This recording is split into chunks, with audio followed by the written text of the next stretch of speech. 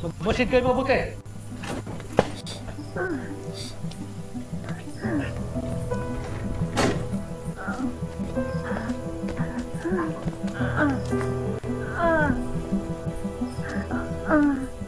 Kailangan natin ng gamot.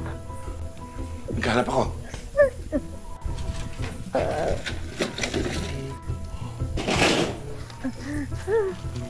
Primo.